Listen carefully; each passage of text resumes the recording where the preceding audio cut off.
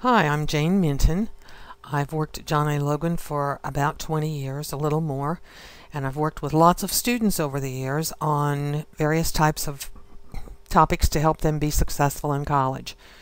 When I was in college, I didn't start out very successfully, and I learned a lot over the years myself, and I've learned a lot from the students that I've worked with. So today I'd like to share some thoughts with you on taking notes in college.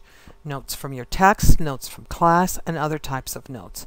I hope these ideas will help you be successful.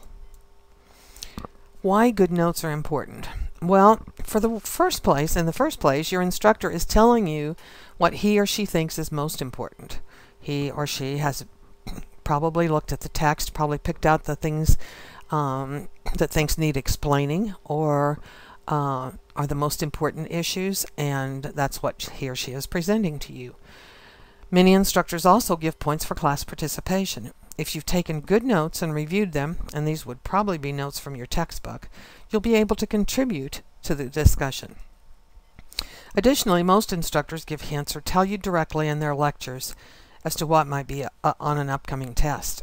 If you've developed a system to mark these comments, you'll have an idea of what you need to know for the test as soon as the teacher says it. Instructors tend to include pieces of information that they think are important. This information may come from their own training, their own interests and research, the news, etc. They may include questions over this information on the test. But you won't be able to find this information in the textbook, so good notes would be the only way you could prepare.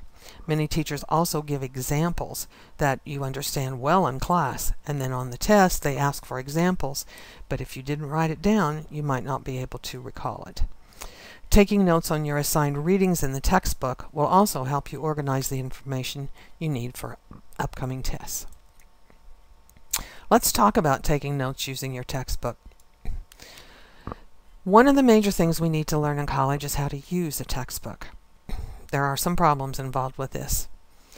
When we're children, we're taught to respect books by keeping them clean and making no marks in this. Most of the time, this is because the books usually are not ours. They belong to the elementary or high school where we attend, or to a library. And they need to be kept in as perfect a condition as possible so they'll have a long life and be used by many others, so that the facility doesn't have to keep buying new books every single year. Another fact is that most of the time we purchase our college textbooks ourselves. They belong to us, so we really can use them as we wish.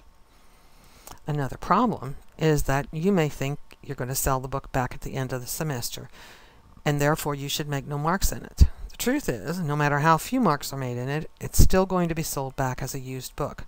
So my suggestion is to use it. Another problem is that many of us think we need to buy new books. Well, used books are just fine in most cases, perhaps even better than new ones. The information doesn't change as long as it's the same edition, and you're not likely to buy the wrong edition at the bookstore where you buy your book. You might buy the wrong edition online, but maybe you could pay attention to that so you don't. When I was in college, I showed up late for college one year and went to the bookstore and looked for a book for my fine arts class, and all they had was a ratty book with no covers. And I wasn't very happy about that, but it didn't take too long before I realized that many other students had used that book, and they had marked the important things in it. So that's when I learned how to use textbooks. In fact, it is a good thing to write in your college textbooks unless you rent them. So let's take a look at some of the things you can do with your text. Here are some things you can do with your textbook before going to class, other than reading it like a very boring novel or just toting it around unread. First, check out the table of contents. Then you can outline the chapter using the table of contents as a guide. You can read and highlight the terms. You can figure out the purpose of each section of the chapter. You can look at the chapter objectives, which are usually at the beginning, and you can read the chapter. Now what you'll notice is that I did not say that you could sit down to do your homework, sit down to read the chapter and start with the first word and go straight through to the last word.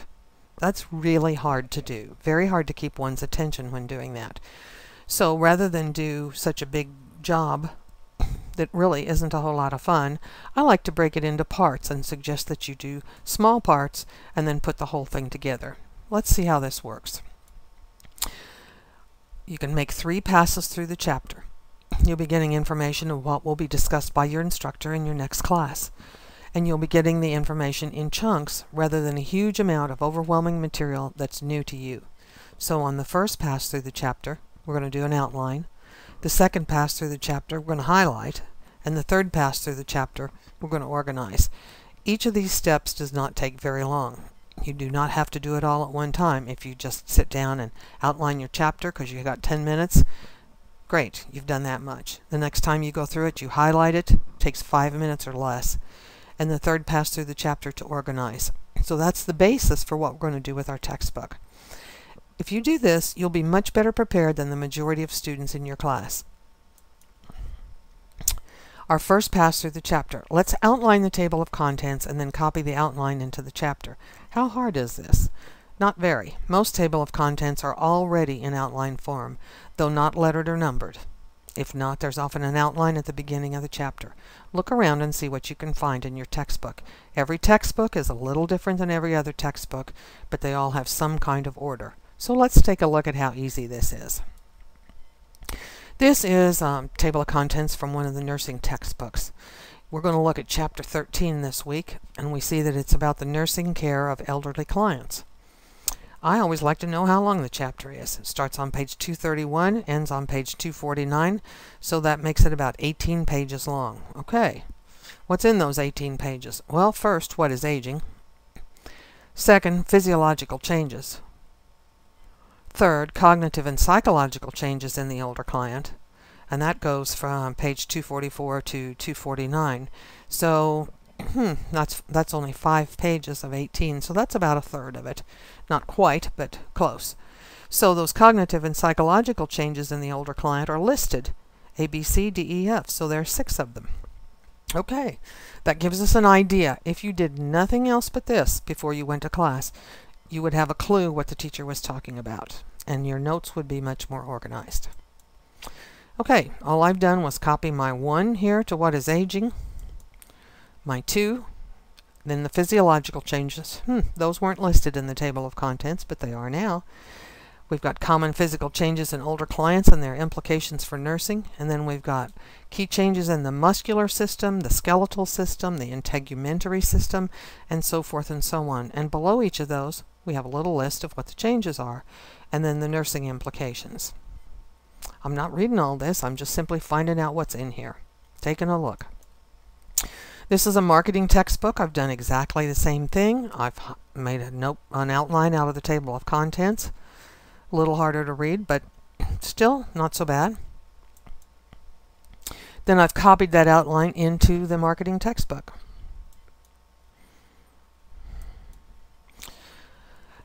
Really doesn't take very long to do that. So now we're ready for our second pass through the chapter. This time, all we're going to do is go back to the beginning of the chapter. We're not looking at anything else but the terms. The terms are usually in bold or italics, sometimes both. So we're going to highlight and speak the terms aloud. You can read the definition if you want to. If you don't have time, just get the term in your head. It doesn't matter if you stumble on the words or can't even begin to pronounce them. All you're doing is familiarizing yourself with the new vocabulary. When your instructor uses the words in her lecture, you'll probably say to yourself, "Oh, that's how you pronounce that word." So let's see how this is done. On the first page of the nursing chapter, I highlighted and said intrinsic factors and extrinsic factors. Then I see a little bold business down there with per. So what's on the next page? Perception. Okay. Then I'm going to go on down to homeostasis, range of motion, osteoporosis, contractures, activities of daily living. Yes, I know what some of these things already mean. Some of these things I have absolutely no idea what they mean. So one of the things that you'll find out is that some of the vocabulary you already know, and some of it you really don't. And if you can't pronounce it at all, then you want to listen for how the teacher pronounces it. This is our marketing book. Not so many things to mark here as far as terms. We have person marketing. And then on the next page we have celebrity endorsements and place marketing. It really doesn't take very long to do that either, no matter how big the textbook is.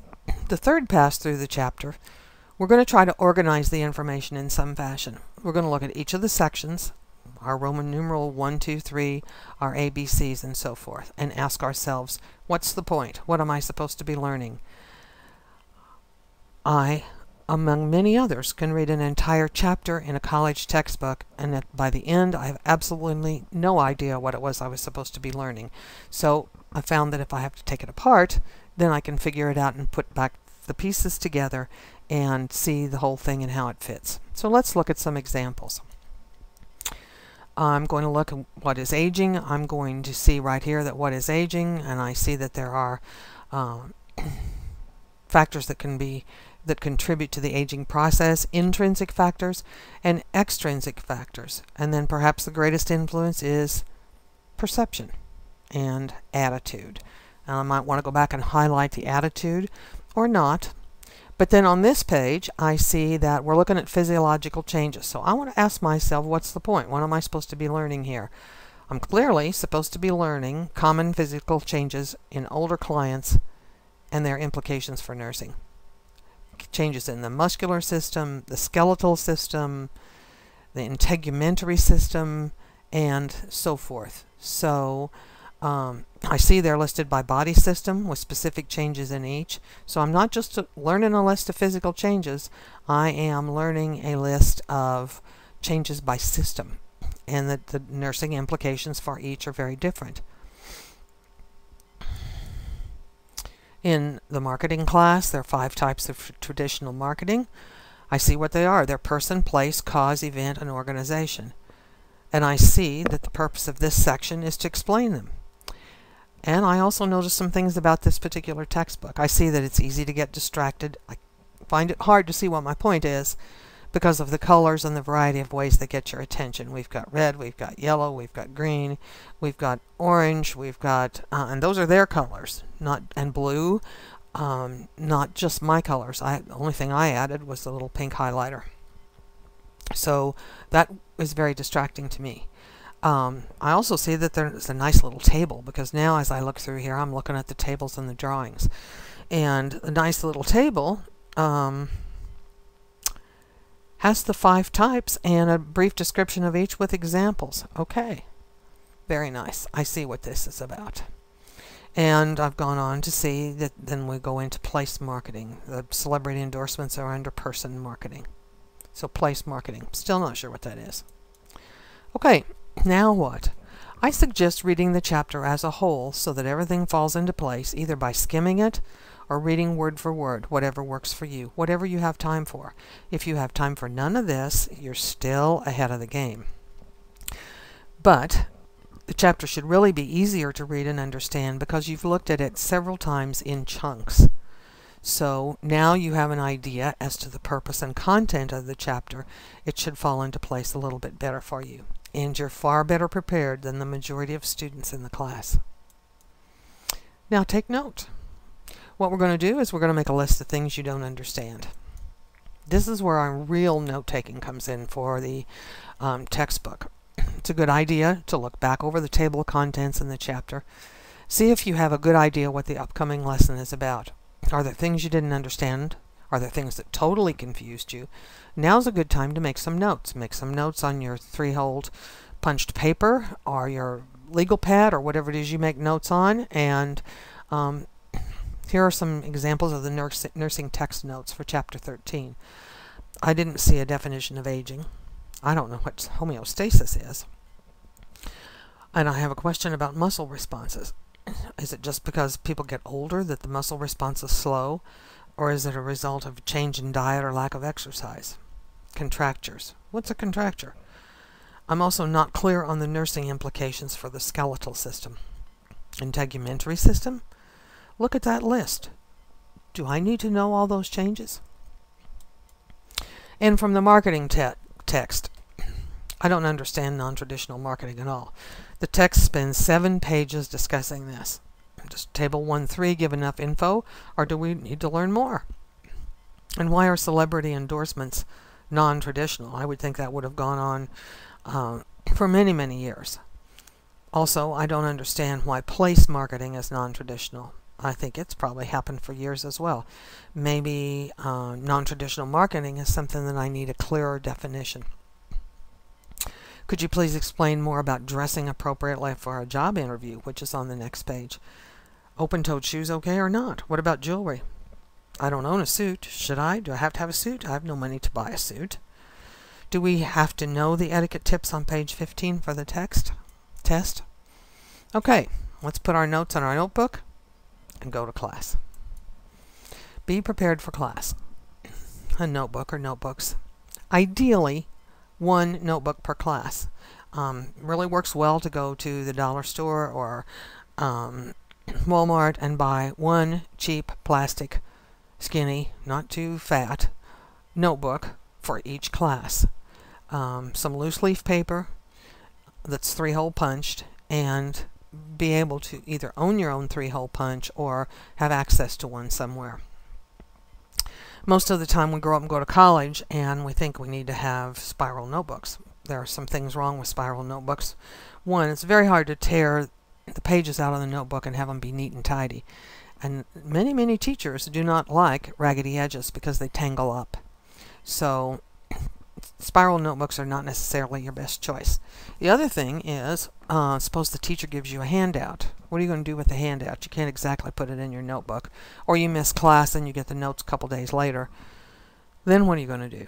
Or you get the notes after you've taken the lecture. You can't put them in the notebook. So spiral notebooks are not necessarily the best, and loose leaf notebooks usually work better for college.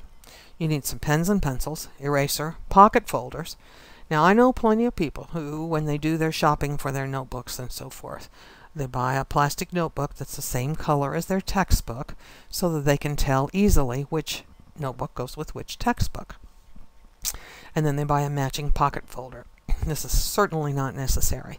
I used my son's elementary school pocket folders for years and years and years. Worked on a graduate class, a PhD class actually, using Transformers notebook. So it can certainly, you can recycle, and just be sure that you have a separate one for each class. You need to take your textbook to school. You need to take your homework and your list of notes or questions, which ideally are on 3-hole punched paper in your notebook. You also want to take a calendar or a planner so that you can write the dates for all of your assignments and papers and tests and so forth, because you want all of your assignments for all of your classes to be written in the same notebook, not to be written in your notes somewhere that you can't find them or lose them or whatever. You want to be able to look down and see that you have 2 tests next Tuesday so that you can plan accordingly, or you have a paper due at the same time that your midterm is going to be scheduled, so you want to be able to get the paper done before you have to prepare for the midterm, or vice versa.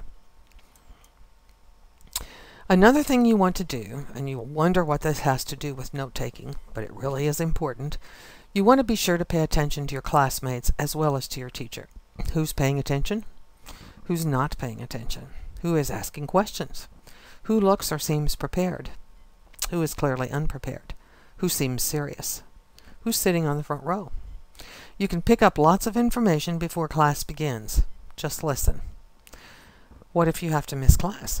Even if the teacher plans to give you the handouts or homework assignments, there'll be information shared in class that you'll miss. Sometimes this is very important information, such as the date for the next test. You need to make a friend in each class. So if you miss something in the lecture or miss class, you can call that student to compare notes or find out what went on. This is not like looking for a date or a new best friend. This is serious business. You need to find someone who wants to be as successful in school as you do. That's all you need to have in common. During the lecture, it's probably a good idea not to follow along in your book. I know many students who get their books out, put them on the desk, and have their highlighter in their hand and try to follow along with what the teacher's saying. The reason this isn't a particularly good idea is because the instructors often talk about things that aren't in the book. So you would be spending valuable time looking for something that isn't there. At that point, you'll lose connection with what the teacher is talking about. So keep your book handy, but don't open it unless your instructor says to do so. For example, look at the graph on page 52. You want to take good notes, Your good notes should be made easier by the fact that you prepared before you came to class, as well as asking questions. Much better to ask questions when you know what you're talking about if you haven't looked at the material. You also want to be able to contribute to the discussion. So if you've prepared before class, you go to class, you hear the teacher talk, I think you'll be ready to participate in the discussion. And many teachers give extra points for class discussion. Okay, let's take a look at some of the different types of note-taking you might use in the classroom. The most famous of these is the Cornell method of note-taking. There's also the outline method, the paragraph method, mind mapping, charting, and the sentence method. Let's take a look. Here's the Cornell method of note-taking. You notice that we have a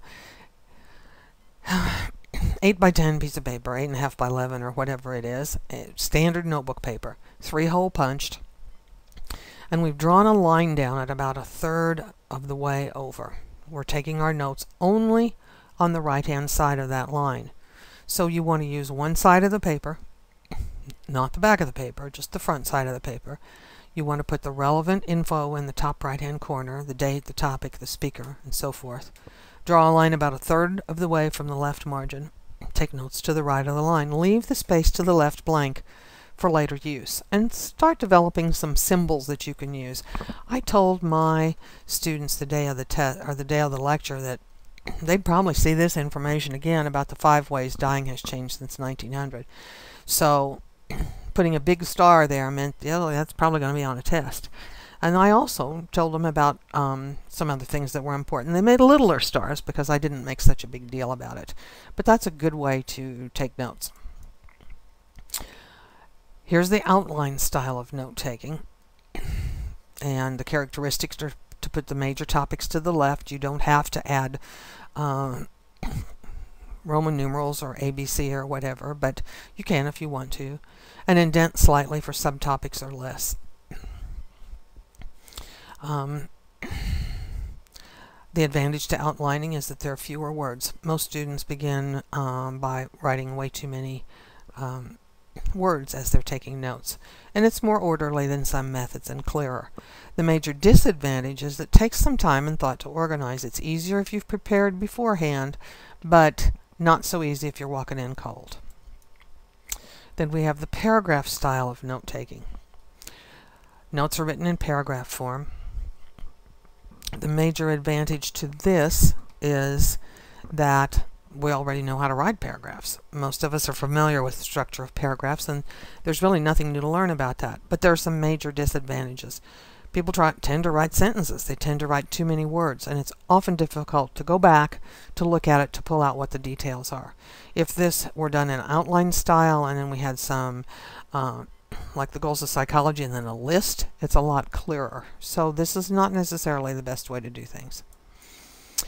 This is mind mapping.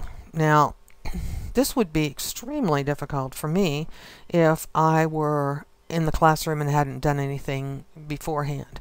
But all mind mapping is pretty much subdividing things into parts, looking at the whole and seeing what the parts are, using boxes, charts, and so forth to make order of notes as the notes are being recorded. There are some advantages. It's creative. It could be colorful. Very orderly. It's great for tactile and visual learners, which we'll talk about a little bit later.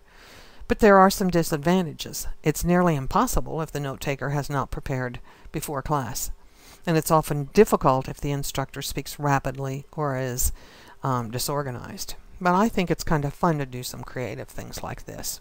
It takes the dullness out if you're having a lecture that's less exciting than another. This is a sentence style. This is probably the worst of all types of note-taking, but some people do this. Simply numbering and writing a new sentence for each new fact. That would be very, very difficult to make orderly. There are advantages because there are separate pieces of information, but definite disadvantages. Another is the disadvantage of separate pieces of information because I can't tell what necessarily goes together. And it's hard to find related chunks of information. It's hard to tell the major from the minor points. Everything looks pretty equal. So this would be the least desirable of the note-taking styles. The charting method, this is pretty cool. You kind of have to set it up in advance. If you know what it is, the teacher says, oh, today we're going to discuss all the people who were important in psychology. Great. You can put the date, you can put the person, and you can put the event, why they were important. And if you can't figure that out, you can always raise your hand and say, please, could you please tell me what it was that made Mr. Titchener famous in psychology? Or what was the date that he brought psychology to the United States? I didn't see that in the textbook. And it's filled in as the lecture progresses. It's particularly useful for history classes, philosophy classes, and sometimes the social sciences. But not so good if the instructor skips around. So if he's giving you reasons for the Civil War, maybe that would be an overall topic, and then reasons for the Civil War, early, middle, and late, and you could make your list. So, or why be consistent? Why not do the charting method at one point in time, and then the outline method, and perhaps the mind mapping method all in the same notes? I think that would be perfectly fine. You can do your notes any way you want to do them. A couple things you need to be careful about. One of the things you need to be careful about is PowerPoint handouts, and any other handout for that matter. PowerPoint handouts especially tend to be the instructor's outline of what he or she intends to say in class, and there's usually very little detail. So anything the instructor explains in her own words will not be on the PowerPoint handout. So any new information the instructor adds will not be on the handout. So if students in the class ask questions, the answers may not be on the handout. So the student taking notes, which would be you, must decide whether to write on the handout or to take separate notes in their notebooks. Many students don't do either. They just look at the PowerPoint and say, oh boy, this is already done for me, but it really is not. So it can be a trick.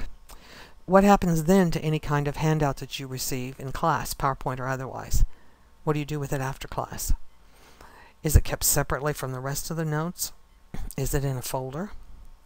Is it stuffed in the backpack? I can't tell you how many students have sat down to work with me on a particular subject area, and they say, oh, the teacher gave us a handout on that. And I say, okay, can you produce that? And they open their backpack and start rooting through wads of paper to try to find the handout. And then sometimes they can find it and sometimes they can't. But one good reason for having a loose leaf notebook is that handouts can be 3-hole punched and put in the notebook with the rest of the notes where they belong over that topic. That way one doesn't look over the notes and forget that there was a handout.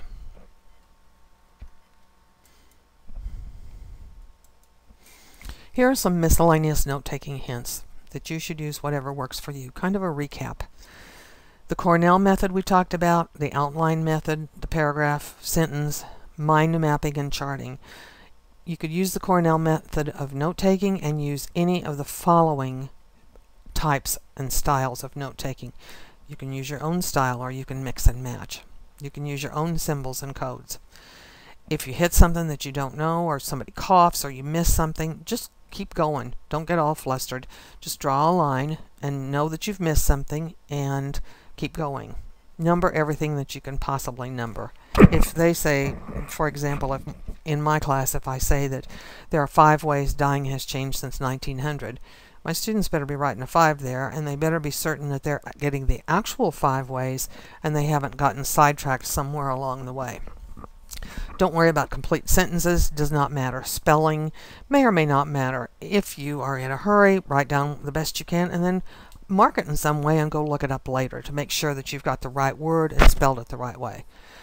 And by all means, do not hesitate to raise your hand and ask something to be repeated if you miss something. The teacher doesn't mind explaining things most of the time. You now have lots of information. You have your notes from your text, you have your lecture notes from class, you have your lab notes, you have your PowerPoint handouts of the lecture, and other handouts on various topics. Seems like too much information. So what's next? In college, one of the things we need to learn to do is extract what we really need to know. We need to extract what we need to know from the mass of information presented.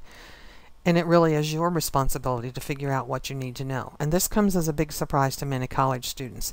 They wait for the teacher to provide a study guide and it doesn't happen. What happens is they say to the teacher, "Oh my gosh, this is so much information. What do we need to know from chapter 2? What's important?" And the teacher's response, for the most part, is everything. So it's really important to start immediately, as soon as you get home from class or as soon as you can after class. Your notes really are the key to your success. So what to do with your notes after the lecture? First and foremost, go over your notes as soon as possible after the lecture. Don't wait until later, because then you won't remember the details. You'll look at it and say, well, what's this? Look at your notes to be sure you know what was said, what was the topic, what were the points made, and bring order to your notes. Now at this point in time, I might add outline letters, numbers, colors, shapes, arrows, stars, anything to clarify and show relationships between things.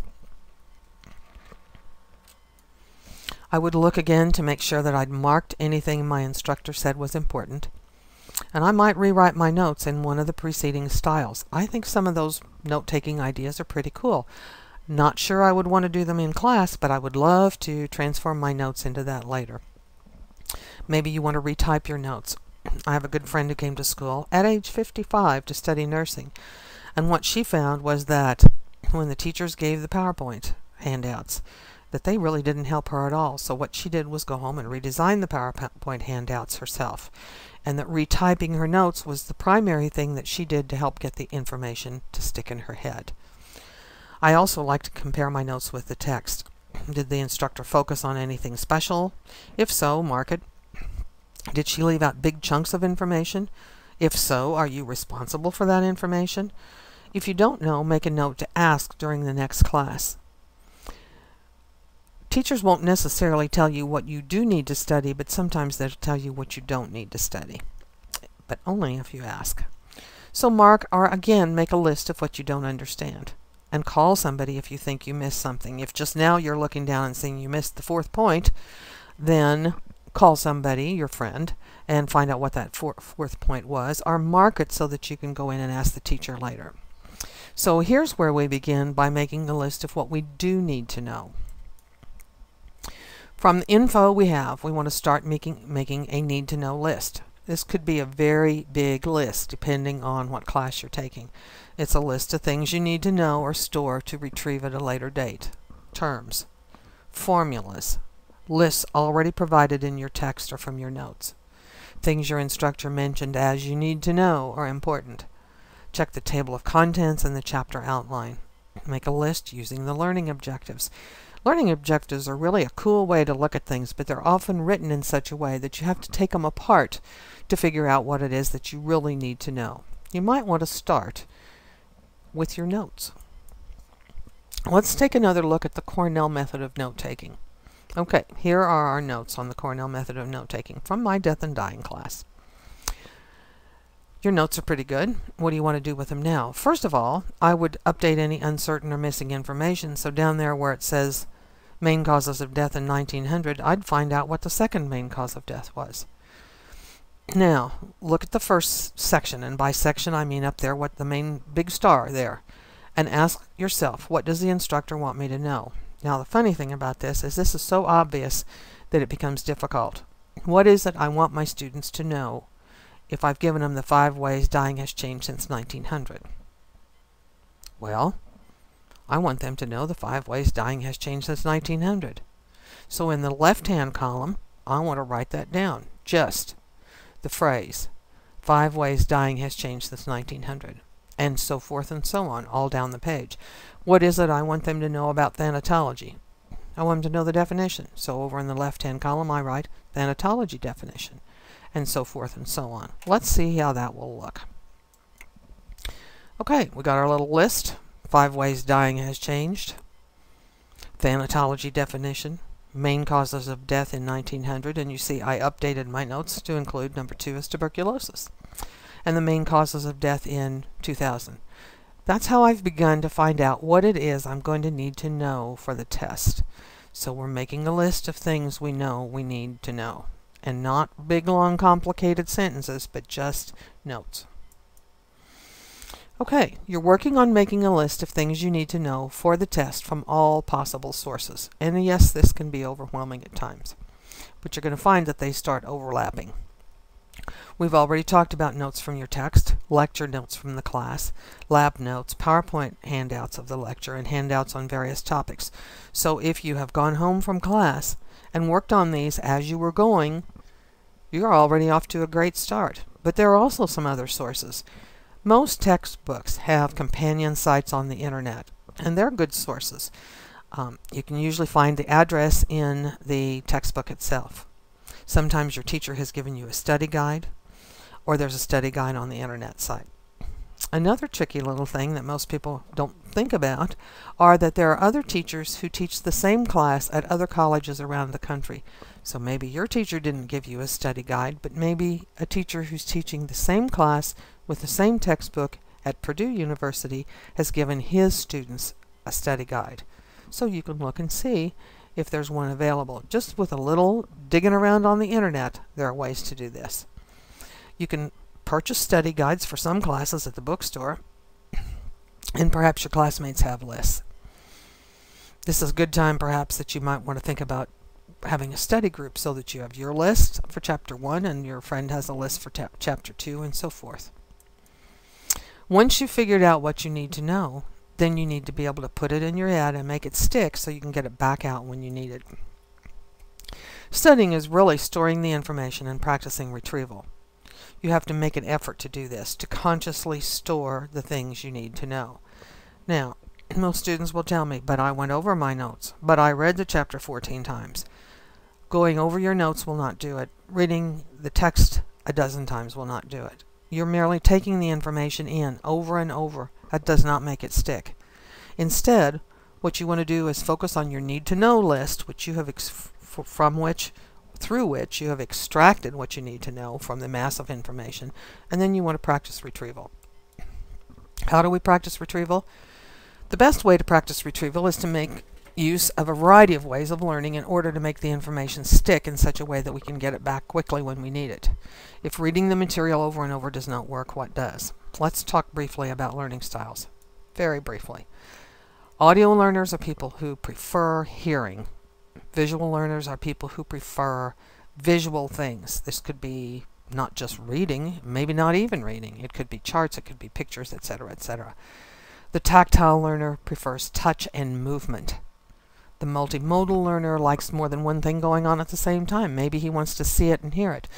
One of the reasons that I have students, when they're outlining the table of contents, I want them to see it. I want them to speak it out loud so that they're hearing it. I want them to be doing the outline with their hands so that they have the tactile thing going on, so that no matter what kind of learner they are, they're going to profit from that. Howard Gardner's 8 intelligences. Again, I'll just hit this very, very briefly.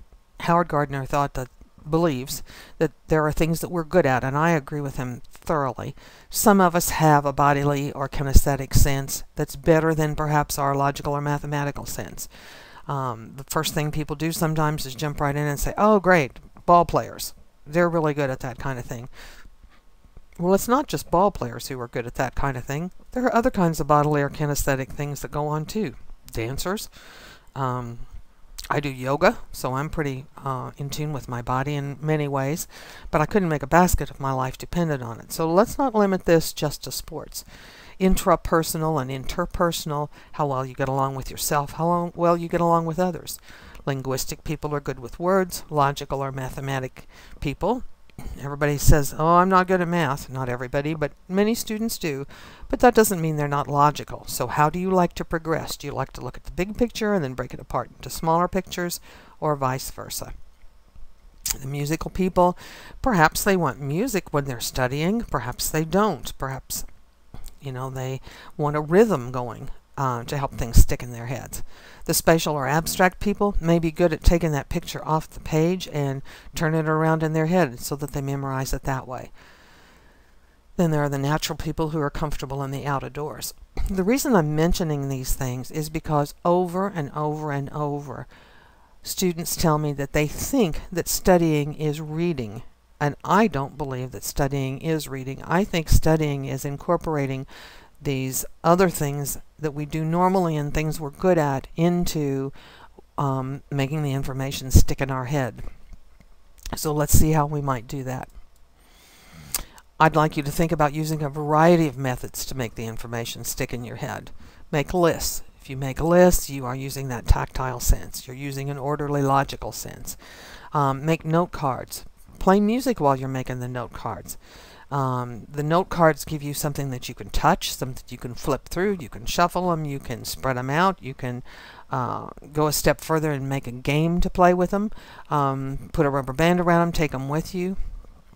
Tape recordings, the making of the tape recording as well as the listening to the tape recording, those things might be good for you. Music, add music to your study. I can't have any music that has words, or it just doesn't work for me. Dance, rhythm, all those kind of things. Dance down the hall if you are studying. Charts, graphs, pictures, clay, drawing, painting, try these things to add to your ways of studying and making things stick in your head. Study groups, maybe a spouse or significant other, friends, children. Mnemonic devices that give you a little hint as to what the information is. Again, you make the notes from the lecture. You make the notes from the text, and then you remake them into these sorts of things so that you're continuing to actually make notes, but you're narrowing them down. Do whatever it takes. Give it a try. Let's talk about some study techniques to store information and practice retrieval using your notes. Okay, as mentioned earlier, you want to make a list or lists of things you need to know, and that list is your personal study guide, but there's so much information. How do you know what you need to know? One of the most difficult tasks of college is learning how to determine what you need to focus on. Teachers don't always tell you. They expect you to figure it out. The best sources to figure out what you need to know are the notes you took in class and the notes you took from your text. So let's look at an example using an outline form of notes and the Cornell method of note-taking. Here's our Cornell method of note-taking. We've extracted our list of things we need to know. What are we going to do with it now? Okay, what a surprise.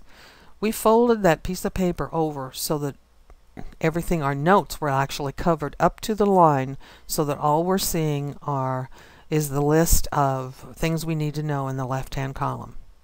The audio learner might read the left-hand column out loud and answer out loud, or confirm by reading the notes under the fold if he's not sure what it is. Might read it onto a tape recorder or a computer to record an audio study guide, something he can listen to. He might have someone read the answers and then try to answer the question and go back and forth. The visual learner might want to read an answer, then look at the notes under the fold. Play with some lines, color, diagram, or graphs. Make your own. Do whatever works for you. But it's these notes that you took in class that are going to be vital to your success on a test. Tactile learner, practice writing the answers. Use one or the other styles of note-taking to reorganize and practice recall in a different format. Maybe retype. Make a game such as Jeopardy, Password, or Concentration. Yes, I've made lots of games with students, and it works, where it's not like studying. It's not painful, it's not hard, it's just fun, and the information seems to stick more easily using these different kinds of ways of using our notes. Note cards can be purchased. They can be obtained from studystack.com. You must investigate that site. It is wonderful. You can put your own terms in. You can use the terms that are already on there from other people who've uploaded theirs. You can play hangman. You can do word searches, all sorts of things. Perhaps you can get note cards from your textbook companion site. Sometimes you can flip through them electronically. That's fun. You can make them from scratch by handwriting them, or you can use Microsoft Word, which has a program now to make note cards. Here's a sample note card, not much written on it, and not much on the other side. Don't get carried away with your writing. This is note-taking, narrowed down and defined. Keep taking notes. Keep narrowing your list down. Not fewer items, but fewer words necessary to distinguish the difference for each item. Write, type, record, or whatever you prefer to keep the information accessible for quick review. Other types of note-taking. Well, there's traditional tape recording, which you can do, and we've talked just a little bit about that. There are also computer programs that are designed for note-taking using a laptop or tablet PC. As I was preparing this workshop, I was very surprised and pleased to find all sorts of things on the internet about electronic notes. One of the sources that has a very long list of electronic note sources is the Center for Learning and Performance Technologies. It's in Great Britain, but it has a very long list of electronic note tools, and most of them are free. One of the things that I found there was Evernote, which is a free online method of synchronizing your notes online from your phone or from your computer or really wherever you are. You can take a picture of your notes and upload it to Evernote. Just amazing all the things that you can do and have all these be synchronized. Another thing that you can do is that you can record sound as you take written notes. I know one student here at Logan who uses LiveScribe, which is a pen that records synchronized sounds while he writes. He writes, and as he writes, the pen records the lecture. There's also Microsoft OneNote, which is part of Microsoft Office, and it's an additional charge to get that particular part of Microsoft Office, but there is a student rate. And this particular program uses your computer to record synchronized sounds while you type. So if you're the queen of typing or the king of typing, you get a little keyboard and type away, whether it's your laptop or whether it's something else like a PDA, a personalized data assistant. Another thing I found which was really cool was Jarnal, which I don't know if that's pronounced correctly or not, but it's an open source free application for note-taking, sketching, etc. And their web address is here. So this is not, this doesn't have to be dull, it doesn't have to be boring. The more you prepare yourself, the more likely you are to be successful. And when you take those notes, don't just stick them in the notebook and plan to look at them the night before the test. You want to use them and see what they can do for you, because I think you'll be surprised that note-taking really is one of the tricks to being successful in college. In summary, learning to take good notes is important, especially your lecture and your textbook notes. There are many styles of note-taking. We've talked about many, and many ways to take notes. Different styles and different ways. You can take notes electronically or not electronically. You can use all kinds of different styles. But you'll have to figure out what style or styles work best for you. Stepping out of the traditional box and trying some new things is the best way to find out what works for you. And don't be afraid to try. There's no one way and there's no right way. So this concludes our note-taking workshop. I hope you've gained new information that'll help you be successful in college. Don't be afraid to try some new things. Often we have to step outside the traditional box in order to find our own preferred methods of doing things that will make us successful in school. Just remember, there's no one way and there's no right way to learn. The trick is finding out what works best for you. Good luck.